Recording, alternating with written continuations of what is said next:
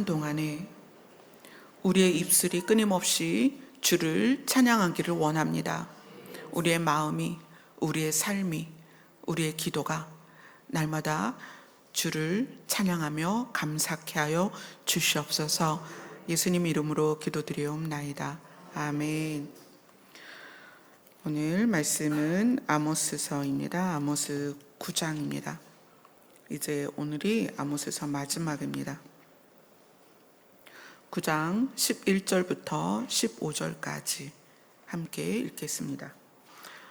아모스서 9장 11절부터 15절입니다. 같이 읽습니다. 시작. 그날에 내가 다윗의 무너진 장막을 일으키고 그것들의 틈을 막으며 그 허물어진 것을 일으켜서 옛적과 같이 세우고 그들이 에돔의 남은 자와 내 이름으로 일컫는 만국을 기업으로 얻게 하리라. 이 일을 행하시는 여호와의 말씀이니라. 여호와의 말씀이니라. 보라, 날이 이를지라. 그때에 파종하는 자가 곡식 추수하는 자의 뒤를 이으며 포도를 밟는 자가 산들은 단 포도주를 흘리며 작은 산들은 녹으리라. 내가 내 백성 이스라엘이 사로잡힌 것을 돌이키리니 그들이 황폐한 성읍을 건축하여 거주하며 포도원들을 가꾸고 그 포도주를 마시며 과원들을 만들고 그 열매를 먹으리라.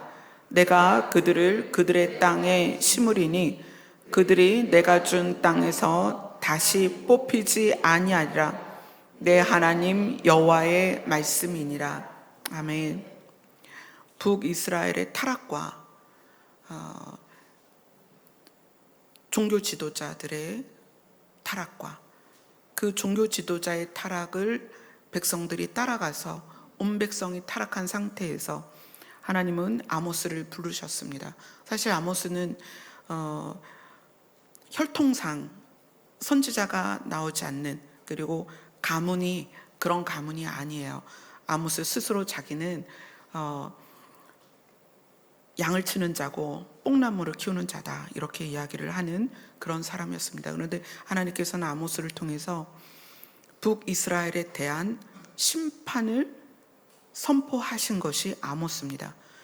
그래서 이 아모스 9장은 하나님께서 그들에 대하여 어떻게 심판하실지를 자세하게 보여주십니다. 9장 1절을 같이 읽습니다. 시작. 내가 보니 주께서 제단 곁에 서서 이르시되 기둥 머리를 쳐서 문지방이 움직이게 하며 그것으로 부서져서 무리의 머리에 내가 그 남은 자를 칼로 죽이리니 그 중에서 한 사람도 도망하지 못하며 그 중에서 한 사람도 피하지 못하리라. 자, 1절이 말하는 것은 하나님께서 내가 이제 북이스라엘을 심판할 건데 어디부터 심판하느냐? 성전부터 심판할 거다, 그 얘기예요. 그래서 하나님 여호와께서 제단 곁에 서서 이 제단의 기둥의 머리를 쳐버리니까 이게 다 무너지잖아요. 근데 그 무너진 것이 그 밑에 제사를 지내기 위해, 하나님께 제사를 지내기 위해 모인 무리의 머리 위에 다 떨어지고 혹시 도망가는 자가 있더라도 한 사람도 피하지 못할 것이다. 무엇에 대하여? 심판에 대하여. 그러면 이 아모스에서 하나님이 북이스라엘을 심판하는 이유가 뭐예요? 우리도 죄인이고 이 북이스라엘도 죄인이고 그리고 남유다도 죄인입니다. 우리는 죄를 피할 수 없어요. 그런데 이 북이스라엘에게 하나님께서 이 정도로 심판을 말씀하시는 이유는 아모스 4장에 그 이유가 분명히 나옵니다. 아모스 4장에서 뭐라고 말하냐면 너희는 내게로 돌아오라. 그러나 어떻게 했다? 돌아오지 않았다. 너희는 내게로 돌아오지 않았다라는 것은 돌아오라고 내가 너희들한테 수없이 말했다. 그러나 너희가 내게로 돌아오지 않았다. 이게 심판의 이유라는 거예요. 여러분, 우리는 다 죄인입니다. 다 부족하고요, 다 연약해요. 그래서 그 연약함에 대해서 뭐라고 말했죠? 야곱의 미약함이다. 그죠? 우리가 아모스 7장을 나눌 때 그 얘기를 했습니다. 야곱의 미약함, 우리의 연약함과 미약함과 불완전함과 이 부족함을 하나님 다 아세요. 우리에게 요구하는 건 완전을 요구하는 게 아닙니다. 우리에게 완전한 걸 요구하는 게 아니고 너희들의 부족함과 연약함과 죄악과 그러한 모든 것을 내가 알고 있으니 나에게로 와라예요. 그러니까 하나님이 북이스라엘을 통해서 내가 너희들에게 권력을 주었고 너희들에게 풍요를 주었고 너희들에게 이렇게 화평한 때를 주었으니 너희는 나에게 돌아오라. 그래서 수없이 기억하게 하는 거예요. 하나님께서 내가 너희를 어떻게 도왔는지, 애굽에서 어떻게 살렸는지 막 이런 것을 수없이 말했지만 아모스 4장에서는 너희는 내게로 돌아오지 않았다라고 5번을 얘기해요. 너희는 내게로 돌아오지 않았다. 내가 너에게 완전한 걸 요구했니? 그게 아니잖아. 나에게로 오라는 거잖아. 너의 주인이 누구니? 나잖아. 너를 살린 게 누구니? 나잖아. 내가 너의 하나님이잖아. 내가 너의 신이잖아. 그런데 북이스라엘이 어떻게 했어요? 송아지를 만들어서, 그게 애굽에서 나온 이스라엘 백성 때랑 똑같이 송아지를 만들어서 그 송아지를 베델에 두고 뭐라고 불렀어요? 이것이 우리의 하나님이다. 그러니까 이 아모스가 북이스라엘 향해서 이야기하는 거예요. 너희는 하나님께서 그렇게 말씀하셨지만 하나님께로 돌아오지 않았다. 심판의 이유는 너희의 연약함에 있는 게 아니다. 여러분 이거 기억하셔야 돼요. 우리의 연약함이 심판의 이유가 아닙니다. 하나님께로 오지 않은 거예요. 그거를 아모스서 4장이 이야기를 하고 너희는 내게로 돌아오지 않았다라는 것을 5번이나 강조했다는 것을 기억하셔야 돼요. 그리고 아모스서 6장을 한번 볼게요. 6장 12절 13절 같이 읽습니다. 시작. 말들이 어찌 바위 위에서 달리겠으며 소가 어찌 거기서 밭 갈겠느냐. 그런데 너희는 정의를 쓸개로 바꾸며 공의의 열매를 쓴 쑥으로 바꾸며 허무한 것을 기뻐하며 이르기를 우리는 우리의 힘으로 뿔들을 취하지 아니하였느냐 하는도다. 이렇게 우리가 평화롭게 부유하게 강한 나라가 된 것은 우리의 힘이다 라고 이야기를 한다는 거예요. 그래서 하나님께로부터 신의 백성으로서 이스라엘 민족이 율법을 통하여 정의와 공의를 그렇게 하나님이 알려주셨지만 그것이 쓸개로 쓴 쑥으로 바꾼 상태입니다. 그래서 하나님께서 최종적으로 심판을 아주 단호하게 선포를 하시는 거예요. 한 사람도 피하지 못하리라. 자, 9장 2절, 3절, 4절을 같이 읽습니다. 시작. 그들이 파고 스올로 들어갈지라도 내 손이 거기에서 붙잡아 낼 것이요 하늘로 올라갈지라도 내가 거기에서 붙잡아 내릴 것이며 갈멜산 꼭대기에 숨을지라도 내가 거기서 찾아낼 것이요 내 눈을 피하여 바다 밑에 숨을지라도 내가 거기에서 뱀을 명령하여 물리게 할 것이요 내 원수 앞에 사로잡혀 갈지라도 내가 거기에서 칼을 명령하여 죽이게 할 것이라. 내가 그들에게 주목하여 화를 내리고 복을 내리지 아니하리라 하시니라. 자, 여기서는 이제 하나님의 심판을 피하는 사람들에 대한 예를 드는 거예요. 땅을 파서 스올로 내려갈지라도, 여기서의 스올은 이제 지옥을 말하는 거죠. 지옥, 땅 속에 있는, 영어로는 헬입니다. 헬. 너희들이 그걸 파고 지옥으로 내려갈지라도 내가 너를 심판하기 위해 붙잡아 낼 것이고 하늘로 올라갈지라도 내가 붙잡아 내릴 것이고 갈멜산 꼭대기에 숨을지라도 내가 너를 찾아낼 것이다. 이 갈멜산 꼭대기의 특징은 뭐냐면 굉장히 올라가는 길이 좁고 협착해요. 그런데 그 갈멜산 꼭대기 서쪽에 가면 동굴이 한 2,000개가 있어요. 그래서 죄인이나 도망가야 되는 자기 자신을 감춰야 되는 사람들이 그 갈멜산 꼭대기에 가서 숨어버리면 찾을 수가 없었어요. 그런데 하나님께서는 어떻게 하신다? 내가 거기에서 찾아낼 것이다. 내 눈을 피하여 바다 밑에 숨어도 내가 거기에서 뱀을 명령해서 물게 할 것이고, 원수 앞에 사로잡혀 갈지라도 포로가 되어 포로로 끌려가도, 마치 이제 포로가 되어 끌려가면 주인이 바뀌는 거잖아요. 그죠? 그 잡아간 사람이 주인이 되죠. 그래도 내가 칼을 명령하여 죽이게 할 것이다. 하나님께서 주목하여 화를 내릴 것이다.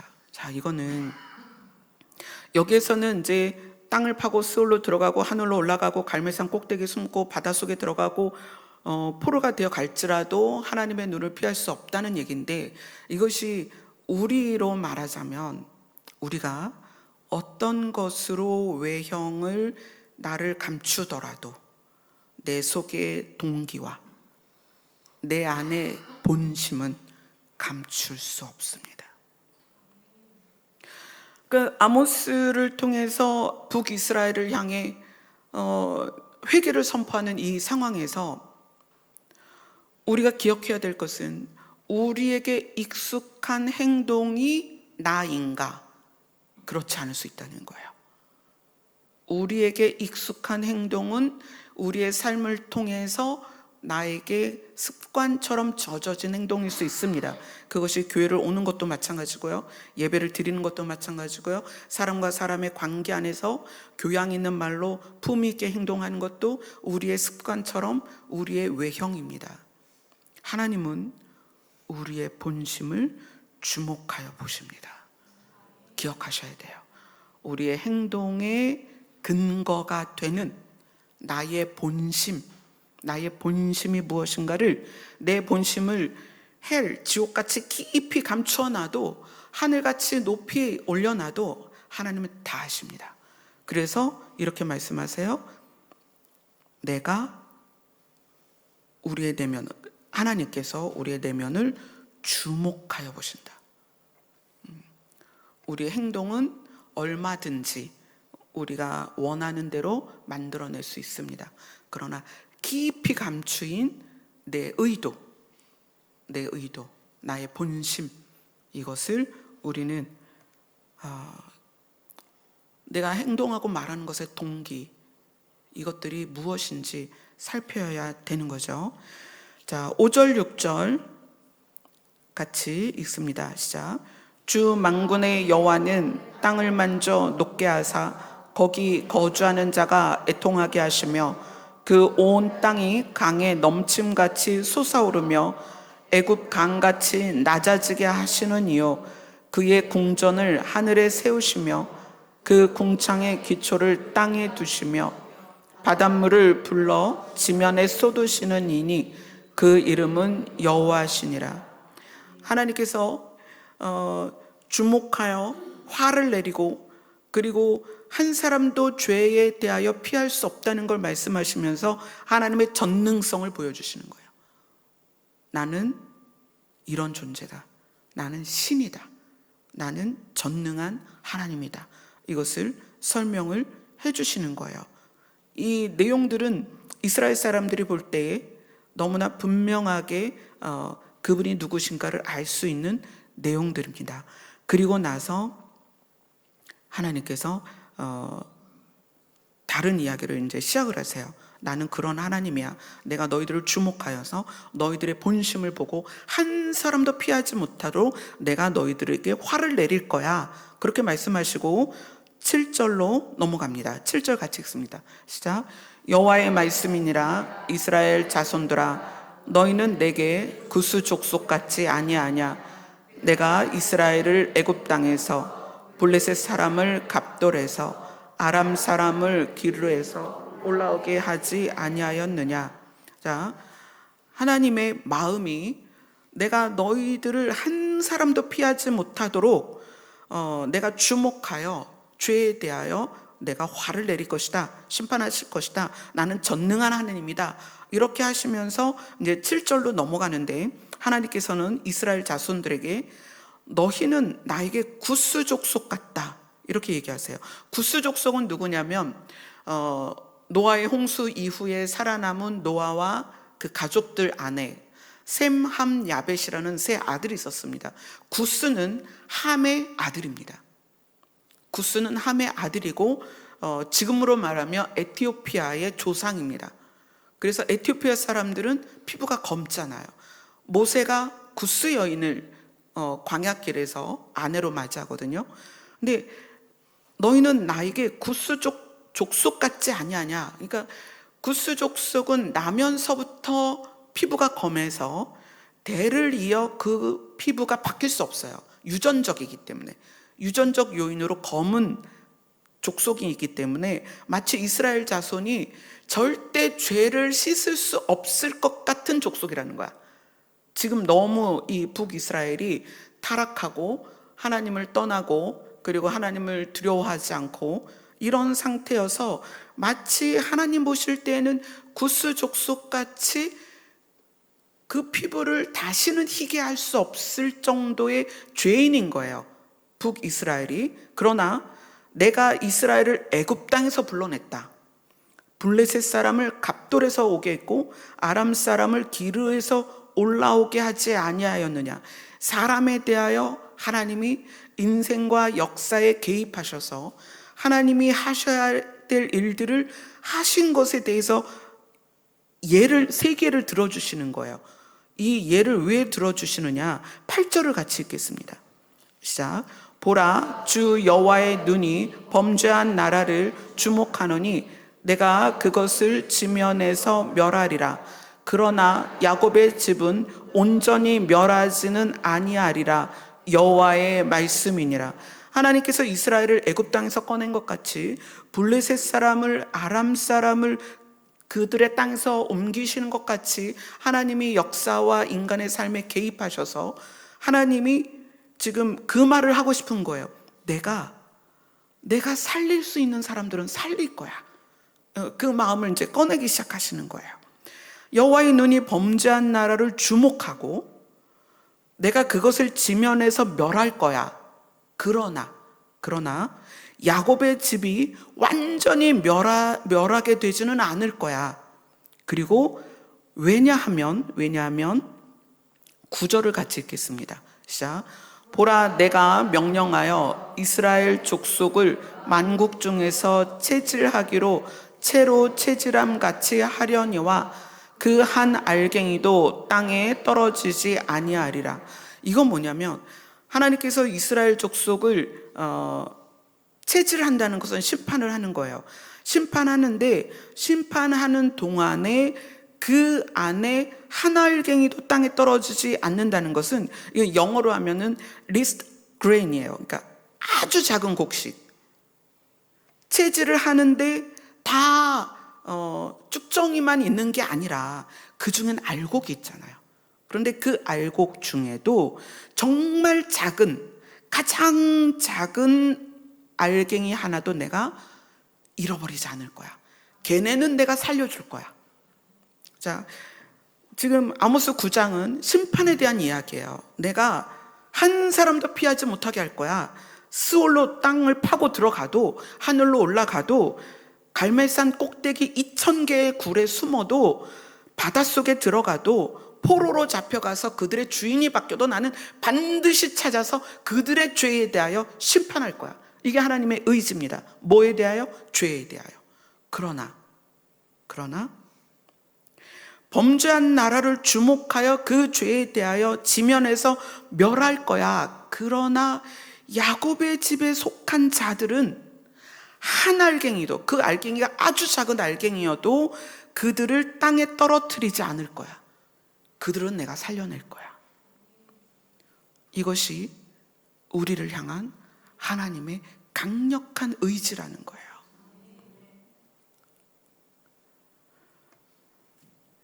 이 말씀을 제가 읽으면서 누가 야곱의 집에 속했는가? 그죠? 지금 야곱의 집은 온전히 멸하지는 아니할 것이다. 야곱의 집에 속한 것이 중요한 게 아니고 야곱의 집에서 곡식 알갱이어야 한다는 거예요. 우리가 교회를 지금 여기 있는 분들이 다 교회를 다니는 분들이고 우리나라의 주일마다 얼마나 많은 성도들이 모이고 있어요. 그런데 교회에 온다고 심판을 피하는 것이 아니라 아무리 작아도 알갱이여야 된다는 거예요. 열매여야 된다는 거예요. 우리가 지난 주일날 나눈 말씀이 그 나라의 열매 맺는 백성, 그죠? 그 나라의 왕국의 열매를 맺는 백성에게 그 나라를 줄 것이다 라고 말씀했단 말이에요. 그러니까 우리 자신이 뭐야 된다? 열매여야 된다. 우리가 열매라면 그 열매가 아무리 작아도, 마치 겨자씨처럼 작아도 그것 자체가 열매이기 때문에 하나님께서 그들을 절대로 땅에 떨어뜨리지 않는다. 그래서 가라지와 곡식 또는 알갱이를 키질하면서 그 알갱이를 그 채의 가운데로 모으는 데 있어서 하나님은 실수하지 않으십니다.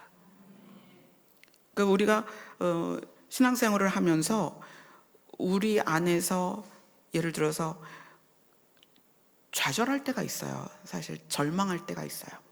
내가 어떻게 이거밖에 안 될까? 그런 때가 있고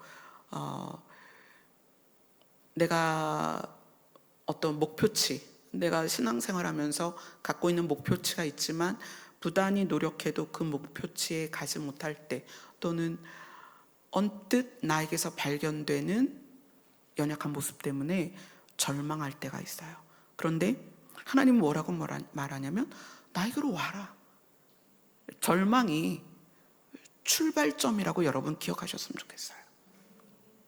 절망하는 그 시간이, 좌절하는 시간이, 낙심되는 시간이 죄인들에게는 끝이에요. 나는 끝이야. 그러나 하나님의 자녀들에게는 그 시간이 새로운 스타트다. 새로운 시작이다.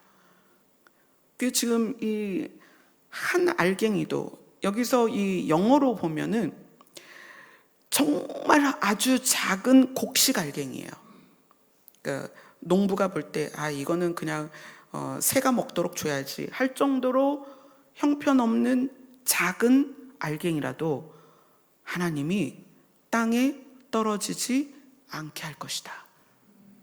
자기 자녀에 대해서, 자기 백성에 대해서 결단코 잃어버리지 않을 것이다 라는 하나님의 의지가 있다는 거예요. 그래서 이 내용을 보면 10절로 한번 가볼까요? 10절 시작. 내 백성 중에서 말하기를 화가 우리에게 미치지 아니하며 이르지 아니하리라 하는 모든 죄인은 칼에 죽으리라. 자, 야곱의 집에 속해 있으면서 알갱이가 된 사람과 그리고 칼에 죽을 죄인하고의 차이가 뭐냐? 다 연약하잖아요. 야곱의 미약함이 우리 안에 다 있습니다. 다 부족하고 연약해요. 그런데 어떤 사람은 하나님께 가기로 선택하는 거예요. 내가 비록 성품 안에서 또는 어떤 죄된 습관이나 어떤 연약함이 있어서 매일 넘어지지만 눈을 뜨면 또 하나님을 찾고, 눈을 뜨면 또 주의 이름을 부르고, 눈을 뜨면 또 주님 앞에 엎드리는 사람이 있는가 하면 10절은 무슨 뜻이냐면 죄를 지으면서 그것에 대한 심판이 나에게 오지 않을 거야 라고 사는 사람들이 있다는 거예요. 똑같이 야곱의 미약함을 가지고 있는데 어떤 사람은 그 미약함 안에서 그 절망 가운데 하나님께로 가고, 어떤 사람은 그 죄 가운데 그 죄에 대하여 마음 안에 가책이 없다는 거예요. 부끄러움이 없다는 거예요. 죄에 대하여 내가 누구를 미워하고 비난하고 거짓말하고 수군수군하고 시기하고 질투하고 이런 것들이 우리 안에 있을 수 있잖아요. 그러면 그러한 모습이 나왔을 때 다시 우리는 절망해야 돼요. 이러지 말아야 되는데. 그리고 절망하고 어떻게 하는 거예요? 하나님께 나아가는 거죠. 하나님, 제가 오늘 또 이랬어요. 하나님 도와주세요. 그러면 하나님은 그 작은 알갱이 하나도 땅에 떨어지지 않고 살리신다는 거예요. 그러나 동일한 그런 상황에서 이게 화가 우리에게 미치지 않겠다라고 말하는 것은 내가 이런 연약함을 가지고 있는 건 너 때문이야. 엄마 때문이야. 아빠 때문이야. 남편 때문이야. 부모 때문이야. 그러니까 뭐 내가 가진 환경 때문이야 이러면서 내가 가지고 있는 연약함이 죄로 드러날 때에도 그 죄에 대한 인식이 없는 거예요. 아, 이거 죄인데? 그럼 숨겠죠? 그러나 죄에 대한 인식이 없는 거예요. 화가 우리에게 미치지 아니하며 이르지 아니하리라. 심판받지 않을 거다. 나의 죄에 대하여 너무나 정당한 거예요. 그것에 대해서 하나님은 선포하십니다. 모든 죄인은, 이 모든 죄인은 어떤 죄인이다? 나의 죄를 회개하지 않고, 나의 죄에 대하여 인식하지 않고, 나의 죄에 대하여 부끄러움이 없는 사람에게는 칼에 죽으리라. 심판을 받을 것이다. 자, 그렇게 하면서 오늘 우리가 함께 읽은 본문으로 넘어갑니다. 그 날에, 자, 성경에서의 그 날, 놀라운 날입니다. 성경에서의 그 날은 실제의 날입니다. 성경에서의 그 날은 반드시 도래하는 날입니다. 성경에서의 그 날은 뚜렷하게 역사 가운데 기록될 날입니다. 성경에서의 그 날은 우리가 경험할 날입니다. 무작정 막연한 어떤 그 날이 아니고 성경에서의 그 날은 하나님이 계획한 날이라는 거예요. 11절을 같이 읽습니다. 시작. 그날에 내가 다윗의 무너진 장막을 일으키고 그것들의 틈을 막으며 그 허물어진 것을 일으켜서 옛적과 같이 세우고, 하나님께서 다윗의 무너진 장막, 다윗의 나라, 그것을 다시 건축하시겠다는 거예요. 자, 12절을 같이 읽습니다. 시작. 그들이 에돔의 남은 자와 내 이름으로 일컫는 만국을 기업으로 얻게 하리라. 이 일을 행하시는 여호와의 말씀이니라. 다윗의 무너진 장막을 일으키고 옛적과 같이 이스라엘을 건축하시고, 그리고 에돔의 남은 자와, 이건 에돔의 남은 자라는 것은 이제 야곱의 집과 반대되는 표현이죠. 에돔은 에서가 조상이에요. 그러니까 에서의 후손이 에돔입니다. 그러면 야곱과 에서는 어떤 비교로 우리가 볼 수 있냐면, 똑같은 아버지에게서 한날 한시에 태어났는데 엄마 뱃속에 둘이 들어있었잖아요. 쌍둥이로 둘이 들어있다가 둘이 같이 한날 나왔는데 하나는 약속을 따라갔고 하나는 이방을 향해 갔다는 거예요. 이게 지금 야곱의 집과 에돔의 비교입니다. 그런데 그 에돔에 남은 자가 있다는 거예요. 이 남은 자는 심판을 면한 사람이에요. 그러니까 에돔에도 알갱이가 있다는 거예요. 작든 크든 에돔에도 알갱이가 있다. 그리고 내 이름으로 일컫는 만국, 여기서 이 만국은 이방 나라를 말해요. 에돔은 이스라엘 백성 중에서 야곱과 에서로 나뉘는 그 방향을 말하지만, 내 이름으로 일컫는 만국은 하나님을 알 수 없었던 이방 민족을 말하는 거예요. 그들 이방 민족 안에 남아있는 자들을 기업으로 얻을 것이다. 소유하게 될 것이다. 누가? 다윗의 무너진 장막이 건축되어지면 에돔의 남은 자와 이방에서 남은 자들이 소유될 것이다. 그 나라에. 그 날에. 우리도 거기에 들어가죠. 영적으로는 이스라엘이라고 하지만 또 혈통적으로는 이방인이잖아요. 우리도 그 안에 들어가야죠. 자, 13절을 같이 읽습니다. 시작. 여호와의 말씀이니라. 보라, 날이 이를지라. 그때에 파종하는 자가 곡식 추수하는 자의 뒤를 이으며 포도를 밟는 자가 씨 뿌리는 자의 뒤를 이으며 작은 산들은 녹아지리라. 파종하는 자가 곡식 추수하는 자의 뒤를 잇고 포도를 밟는 자가 씨 뿌리는 자의 뒤를 잇는다는 것, 또 산들은 단 포도주를 흘리고 작은 산들은 노구리라. 이것은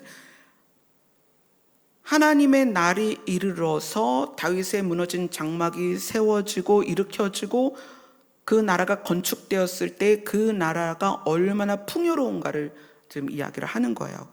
그러니까 파종하는 자가 곡식을 추수하는데 그 뒤를 이어서 계속 씨를 뿌린다는 거예요. 그러니까 계속 열매를 거두고 얼마나 풍요하겠어요. 그러니까 13절은 그 나라에 대한 그 아름다운 모습을 보여주는 거죠. 그리고 이제 그 14절도 또 같은 표현입니다. 14절 같이 읽습니다. 시작.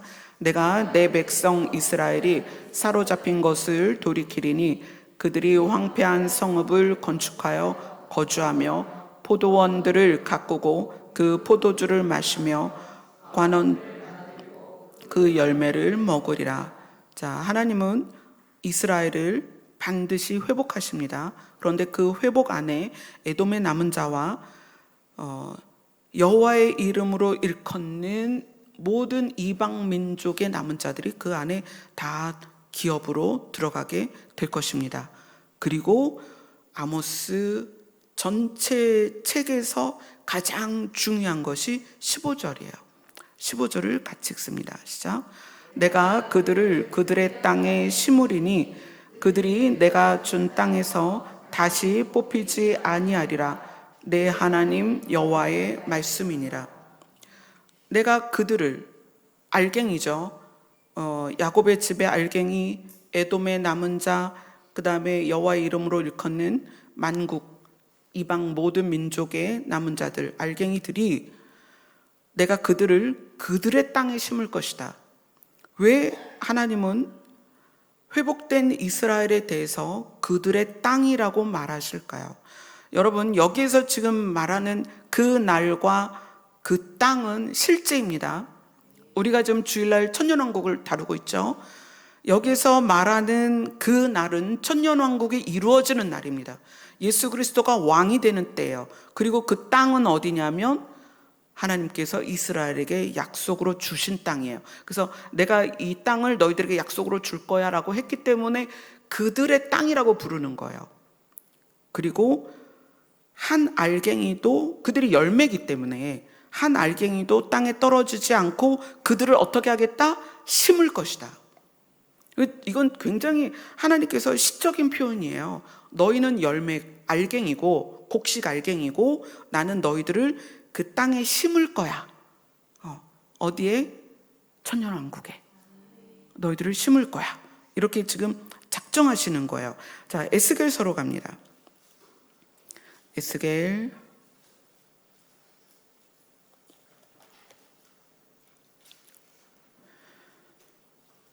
34장부터 볼게요.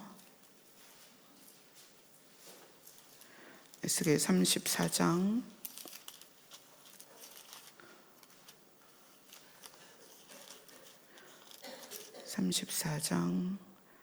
23절입니다. 23절, 24절 같이 읽습니다. 시작.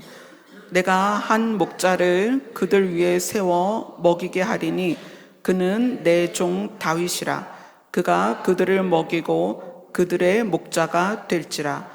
나 여호와는 그들의 하나님이 되고 내 종 다윗은 그들 중에 왕이 되리라.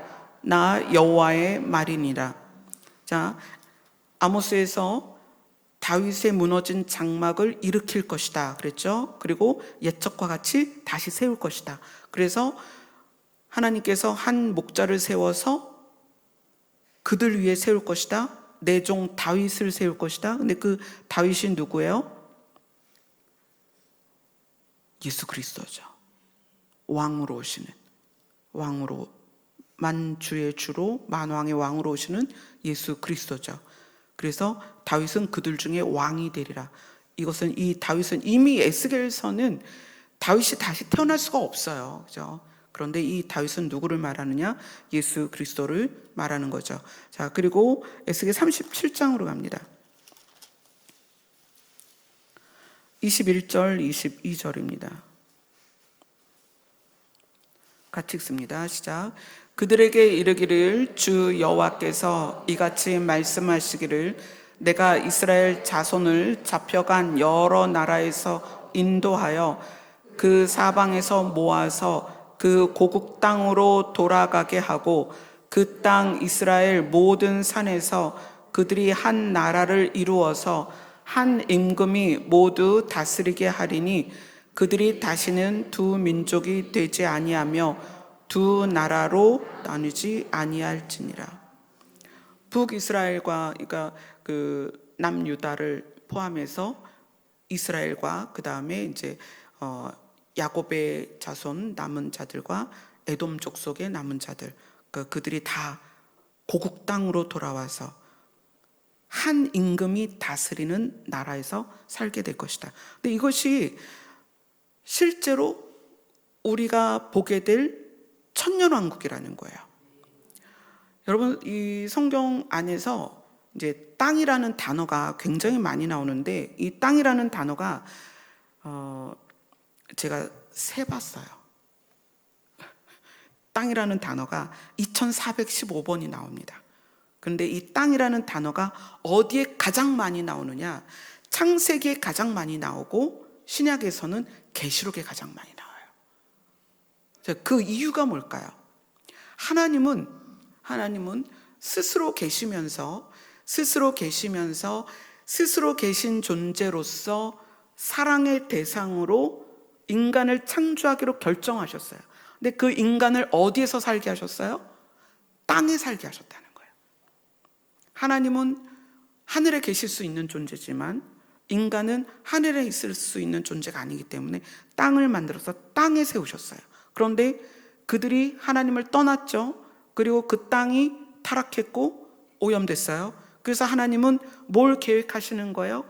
다시는 타락할 수 없는, 다시는 변질될 수 없는, 다시는 죄 가운데 빠지지 않는 새로운 땅을 생각하시는 거예요. 그래서 하나님은 이스라엘 백성을 선택해서 애굽에서 가나안으로 이끌어지는 그 여정을 역사 가운데 모든 사람에게 드러내시는 거예요. 나는 애굽에서 가나안으로 옮기는 하나님이다. 우리에게 나는 너희를 타락하고 죄악으로 심판받을 이 땅에서 완전한 땅으로 옮기기를 원하는 하나님이다라는 것이 성경 전체에 있다는 거예요. 그래서 그걸 이루기 위해서 예수님이 재림하시면 먼저 하시는 게 뭐냐면 천년왕국이다. 계시록에서는 한 장에 나오는 정말 짧은 이야기지만 거기에는 너무나 많은 그 예언들이 성경 안에 가득합니다. 하나님은 그래서 우리에게 이야기하시는 거예요. 나에게 오면 내가 너희를 반드시 살릴 거야. 그리고 너희를 살리는데 살게 할 거야. 그 살게 하려면 어디가 있어야 되잖아요. 어디에서 살 거냐는 거야. 그 어디가 지금은 이 땅이지만 그 다음은 예수님이 왕이신 천년왕국이고 그 다음은 처음 땅과 처음 하늘이 사라지고 새 하늘과 새 땅에서 살게 하겠다는 거예요.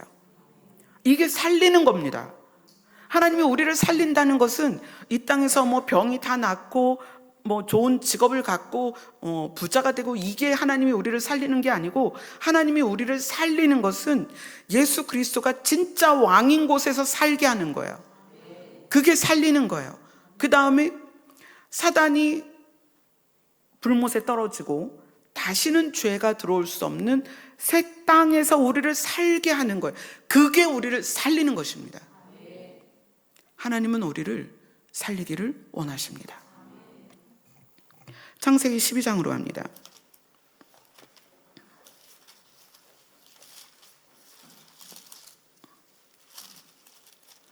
창세기 12장 1절 같이 읽습니다.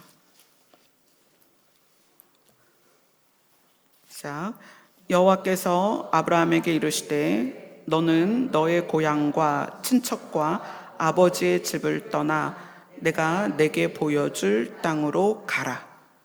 하나님이 여기서부터 시작인 거예요. 내가 너에게 보여줄 땅으로 가라.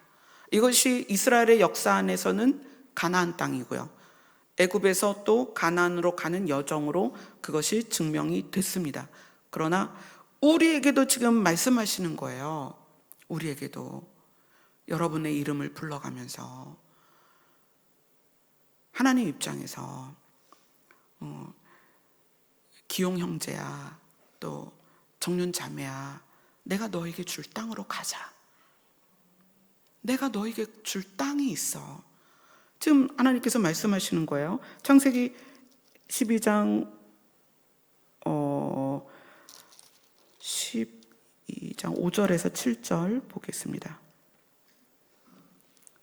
같이 읽습니다. 시작. 아브라함이 그의 아내 사레와 조카 롯과 하란에서 모은 모든 소유와 얻은 사람들을 이끌고 가나안 땅으로 가려고 떠나서 마침내 가나안 땅에 이르렀더라. 아브라함이 그 땅을 지나 세겜 땅 모래의 상수리 나무에 이르르니 그때에 가나안 사람이 그 땅에 거주하였더라. 여호와께서 아브라함에게 나타나 이르시되 내가 이 땅을 내 자손에게 주리라 하신지라. 자기에게 나타나신 여호와께 그가 그곳에 제단을 쌓고, 하나님께서는 아브라함에게 말씀하십니다. 이 가나안 땅을 너희에게 줄 것이다. 너에게 줄 것이다. 그리고 내 자손에게 줄 것이다. 말씀하세요. 창세기 15장으로 갑니다. 15장 7절 같이 읽습니다. 시작.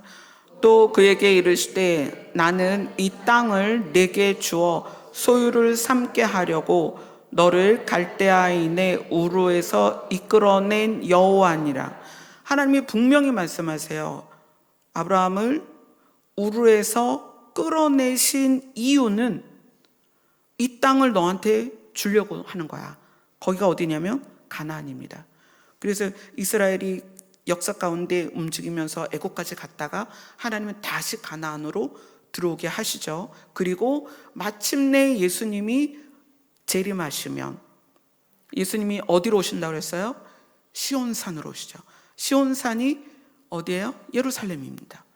예수님이 예루살렘으로 재림하시면 예루살렘을 포함한 가나안 땅, 그러니까 이스라엘의 12족속에게 나누어 주었던 그 땅이 회복될 것입니다. 그리고 거기에 예수님과 오늘 아모스 9장에서 말한 야곱의 집의 알갱이, 에돔 족속의 남은 자, 주의 이름으로 일컫는 모든 백성들이 그곳으로 가게 될 것입니다. 이거는 사실입니다. 성경은 처음부터 끝까지 실제로 있을 일들을 우리에게 이야기하고 있다는 거예요. 너무 많아요. 읽어야 될 내용이 너무 많은데 다 읽을 수가 없으니까, 자, 신명기 1장 8절로 갑니다.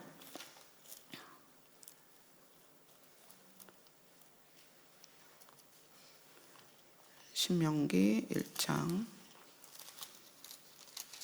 8절 같이 읽습니다. 시작.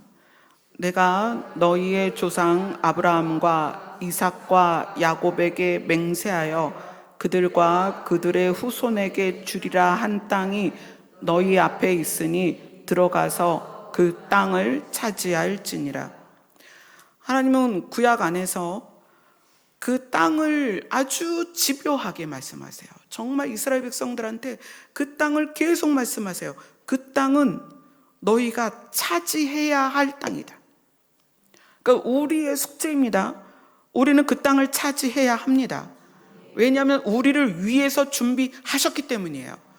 하나님이 살리는 방식은 우리가 곡식 알갱이기 때문에 좋은 땅에 심어져야 돼요. 근데 그 좋은 땅은 젖과 꿀이 흐르는 하나님이 예비하신 땅이어야 합니다. 가시와 엉겅퀴가 나는 땅이 아니라 젖과 꿀이 흐르는 땅에다가 하나님이 우리를 심고 싶다는 거예요. 우리를 그렇게 심고 싶은데 우리가 그걸 원하지 않으면 갈 수가 없다는 거예요. 들어가서 그 땅을 차지해라. 천국은 침노하는 자의 것이다. 하나님의 왕국은 침노하는 자의 것이다. 마음으로 원하라는 거예요. 자, 야곱의 연약함이 우리 안에 다 있습니다. 우리가 누가 완전한가요? 누가 완벽해요? 아무도 완전하지 않고 아무도 완벽하지 않습니다. 그러나 뭘 하라는 거예요? 원하라는 거예요. 그 땅을 원하라는 거예요. 그 땅을 들어가기를 소원하라는 거예요. 신명기 8장으로 갑니다. 8장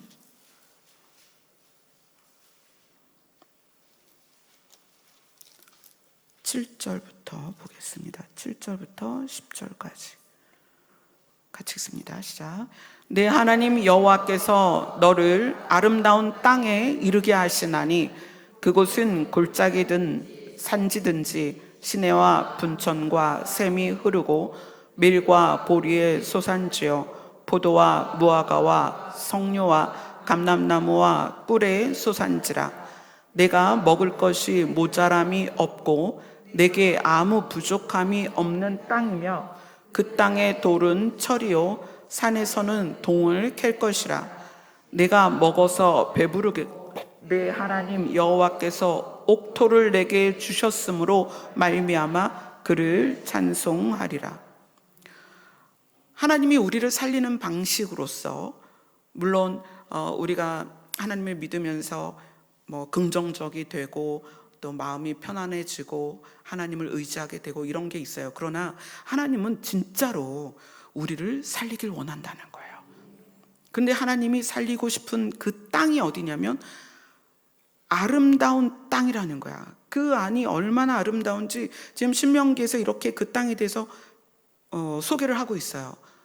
예수 그리스도께서 재림하셔서 천년왕국이 그 실제 가나안 땅, 지금의 실제 가나안 땅에 하나님께서 하나님의 왕국을 세우시면 우리는 그곳에 있게 될 것입니다. 그게 하나님이 우리를 살리기 위함이라는 거예요. 자, 마태복음으로 갑니다. 마태복음 6장 보고 마치도록 하겠습니다.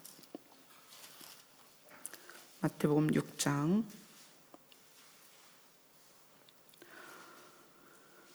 9절, 10절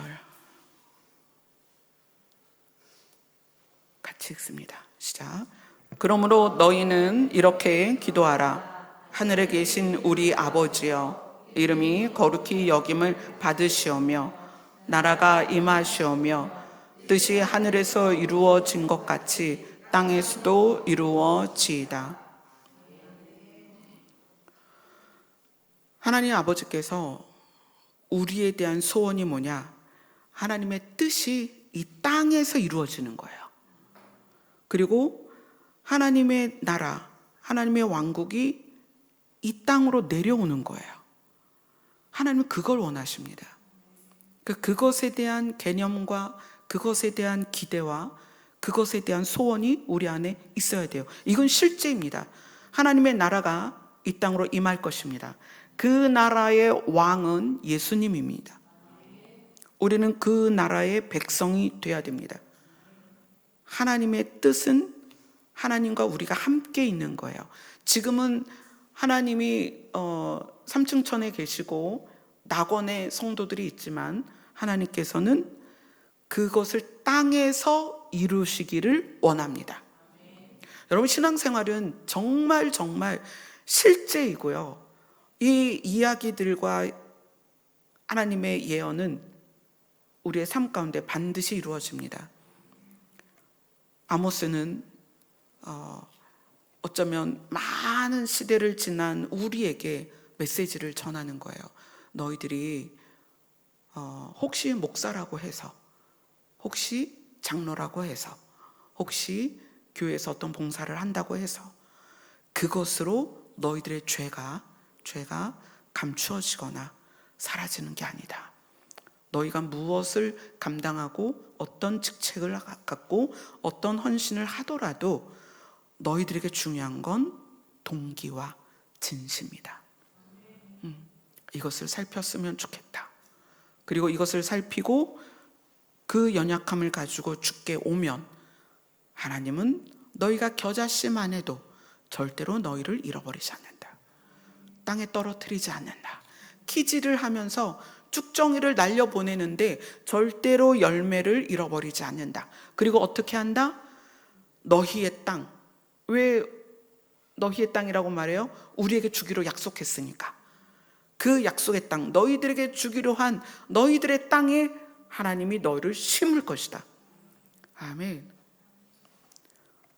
성경 말씀은 너무너무 놀라워요. 제가 이제 오늘도 이제 강단에 앉았는데, 사실 우리 이렇게 여기가 그렇게 밝은 편은 아닌데, 여기에서 정말 눈을 뜰 수 없게 불이 밝아지는 거예요. 그걸 보면서 하나님께서 이 말을 정말 우리에게 하고 싶구나. 나는 너희를 살리고 싶고, 너희를 키질하면서 떨어뜨리지 않고, 내가 너희를 살릴 수 있는 아름다운 그 땅에 심고 싶어. 그게 하나님 소원이라는 거예요. 얼마나 그 소원이 간절한지 오늘 말씀을 통해서 우리에게 말해주고 싶은 거예요. 근데 내가 너희들을 그 아름다운 땅에 심고 싶은데, 그러려면 너희들의 마음을 바꿔라. 그러면 돼. 글로벌하게 뭘 하지 않아도, 두드러지게 뭘 하지 않아도, 또 정말 효율적으로 교회에서 쓰임받고 이런 거 없어도 괜찮아. 하나님 뭘 보시는 거예요? 우리의 마음을 보시는 거예요. 그런데 우리의 마음을 들여다보니 얼룩도 많고, 그렇죠? 찢겨진 부분도 있고, 또 투박한 부분도 있단 말이에요. 그러면 그걸로 아예 글러먹었어. 그리고 절망으로 끝나는 게 아니라 어떻게 하라는 거예요? 죽게 다오라는 거예요. 하나님이 아모스를 통해서 말씀하시잖아요. 네가 나에게 오지 않았다. 난 그게 문제야. 너희가 연약한 건 문제가 아니야. 네가 나한테 안 온 게 문제야. 아모스는 그걸 말하고 있어요. 여러분 안에 연약함이 있어요? 저도 연약함이 있어요. 저 부족함이 많습니다. 그런데 그걸 가지고 어떻게 하는 거예요? 또 주님께로 가는 거예요. 제가 요즘 결심을 한 게 있어요. 뭘 했냐면, 한 2년 전까지만 해도 제가 유튜브 볼 일이 없었어요. 그런데 이제 최근 들어서 이제 여러 가지 세상에 많은 일들이 있으니까 유튜브를 보다 보니까 이 유튜브를 자꾸 보게 되는 거예요. 근데 거기다가 제가 이거는 유튜브를 이제 끊어야 되겠다라고 생각한 게 뭐냐면, 거짓 메시지가 너무 많아요. 이 거짓 메시지가 어떻게 나오냐면, 조회수를 올려서 돈을 벌고자 하는 사람들이 AI에 돌려서 성경을 설명하고 있는 거예요. 여러분 그거요, 지금 아주 은밀하게 거짓이 섞인 메시지들이 너무 많아요. 여러분 임사체험 같은 거 많이 보시죠? 그거 한 80%는 거짓이에요. 하나도 맞지 않아요.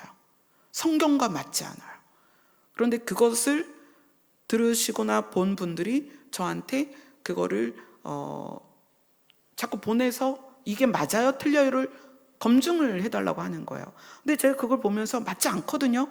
내용이 맞지 않는단 말이에요. 그리고 이 성경의 내용을 쫙 풀어서 그 목소리도 AI로 더빙하잖아요.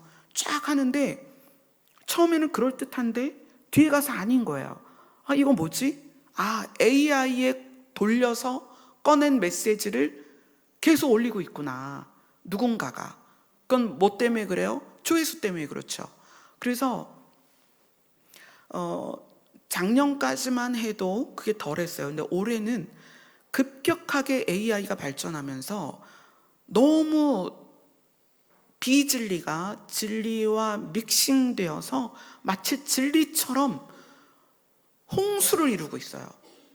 그래서 제가 하도 이제 그런 검증해달라 이런 요청을 많이 받으면서 저부터 유튜브 앱을 삭제했습니다. 여러분 유튜브 보지 마세요. 생각해 보세요. 2년 전, 3년 전에 유튜브 안 볼 때에도 우리는 진리 안으로 나아갔고요. 우리는 진리 앞에 섰습니다. 근데 지금은 유튜브를 보는 시간이 길은 게 문제가 아니에요. 유튜브 내의 메시지들이 AI를 돌려서 나오는 메시지들이에요. 그런 게 너무 많아요. 그런데 AI는 양심이 없어요. AI도 거짓말합니다. 그거 아셔야 돼요. 그리고 자기의 거짓말을 엮어서 스토리를 만들어요. 그래서 AI가 지금 너무 유튜브 안에 거짓 정보를 자꾸 내놓고 있기 때문에, 그래서 여러분들이 안 보셨으면 좋겠어요. 그냥 성경을 보세요. 자, 이루어질 일은 작정되었다라고 성경이 말하고 있습니다. 작정되었고요. 그 일들은 이루어질 것입니다. 그럼 우리는 뭐를 하면 돼요? 우리가 곡식 알갱이가 되면 돼요. 그러면 우리가 좀 작은 알갱이든 좀 못생긴 알갱이든 상관없이 한 알갱이도 땅에 떨어뜨리지 않을 것이다. 그리고 그들을 어떻게 할 것이다? 그들의 땅에 심을 것이다. 그게 하나님의 작정입니다. 그래서 우리는 우리의 마음가짐, 우리의 마음을 어떻게 가질 것이냐, 그것에 여러분이 더 마음을 가졌으면 좋겠고요. 그리고 그냥 제가 교회에 성경을 많이 구비해 놓고 여러분들이 예배 시간에 저랑 성경 찾는 시간이 대부분인데, 그랬으면 좋겠어요. 우리에게 주시는 은혜는 성경을 벗어나지 않습니다. 진리는 성경 안에 있습니다. 성경 말씀으로 우리는 충분합니다. 예언과 계시도 성경 안에 다 들어 있습니다.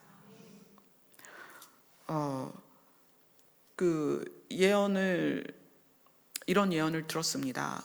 목사님 어떻게 해야 돼요? 라는 질문도 많이 받습니다. 여러분, 중요한 것만 기억하셨으면 좋겠어요. 하나님은 우리를 사랑하십니다. 하나님은 우리를 살리기를 원하십니다. 하나님은 우리를 하나님이 약속한 땅에 심기를 원하십니다. 그게 우리를 살리는 거기 때문에. 그리고 거기에 심겨진 자는 연장돼서 새하늘과 새 땅에 심겨집니다. 하나님의 소원은 그거예요. 그런데 자꾸 누구에게 이런 예언을 들었습니다. 누가 이렇게 저한테 기도를 해주셨습니다.